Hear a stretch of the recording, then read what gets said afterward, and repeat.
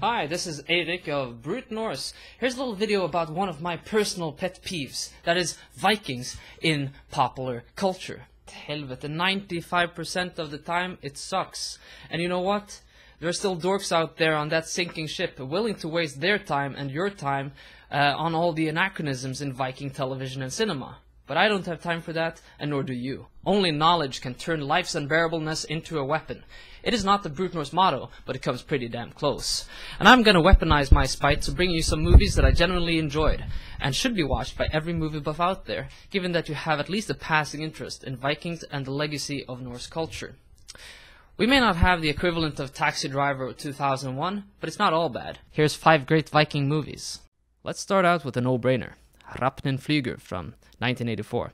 This flick is essentially a spaghetti western set in the Viking Age. The plot revolves around the personal vendetta of an Irishman who comes to Iceland to avenge his dead parents and the kidnapping of his sister. It's got a good goblin/Riz Ortolani-like soundtrack that sets the perfect cheesy atmosphere for the movie.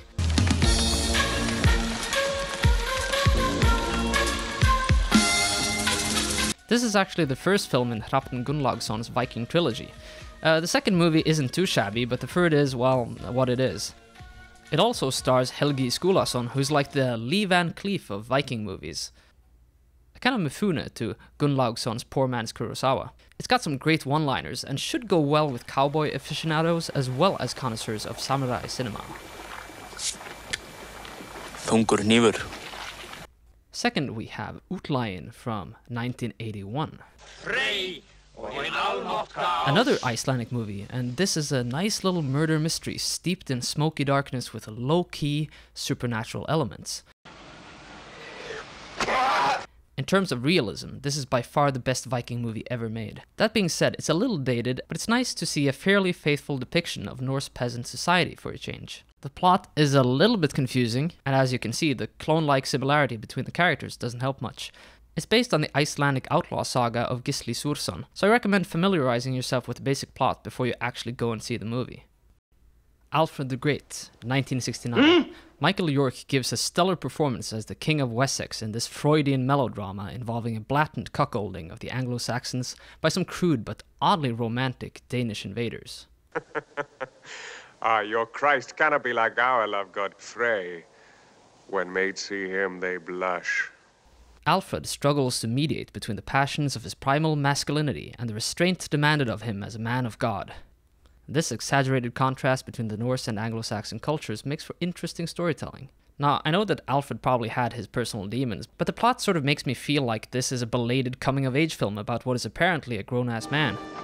You stole my apple. It was the biggest on the tree, and she stole it from me. However, the use of the Danes as catalysts for his will to power is kind of a fun plot device. The Viking, 1928. If you like the classic Wagnerian aesthetic of the 19th and early 20th centuries, you're going to love this one. It might be a silent movie in terms of dialogue, but it's actually full of music, sound effects, and even singing.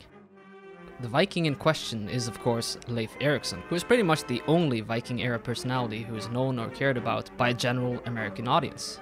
In terms of accuracy, it goes without saying that the movie is a total mess, but you gotta take it for what it is. One thing that makes the movie historically interesting are the ways in which it obviously tries to flatter Scandinavian American audiences. I almost busted a blood vessel when I saw the Newport Tower. It's also an important piece of cinematic history. Apparently it's the first Technicolor feature to actually receive a full synchronized soundtrack. Riverhead, 2016. This isn't a Viking movie in anything but spirit, and that's not even intentional, but I want to talk about it anyway, and for good reason. Riverhead is a social realist drama set in a small coastal town in eastern Canada. It is also a rare example of a depiction of a non-urban white working class society from a sympathetic point of view. Much like the sagas, it shows a solid appreciation for the inner justice of a decentralized honor-shame society without giving us a whole moral lecture about it. But also like the sagas, it contains a pragmatic critique of misplaced pride. They never took you for one to be drawing lines in the sand, Jer. You watch yourself now. Illustrating how old grudges can spiral into full-on blood feuds, though nobody even remembers how it all started. In terms of subject matter, this one is much closer to the atmosphere of the Icelandic sagas than anything else I've seen coming out for the last few decades. It shows how circumstances can push reasonable people into doing very unreasonable things. The cinematography is beautiful and the landscape is full of North Atlantic grit. Many of the characters feel like people we've met or grown up with. Basically, it contains anything I would ever want from a movie set in Norse society without actually being set in Norse society.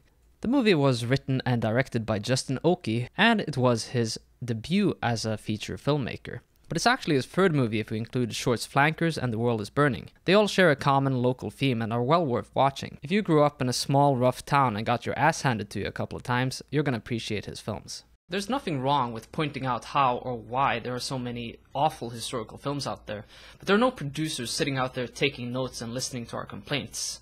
They just want to harvest those dollars. And the only way to change this is by getting on the offensive. Get creative, and raise the standard of expectations for depictions of the past more generally. I said what I wanted to say. Slay that subscribe button like it's your father's murderer. Hit me up on Facebook and support me on Patreon. Good night. Now I see it. You are Odin's son.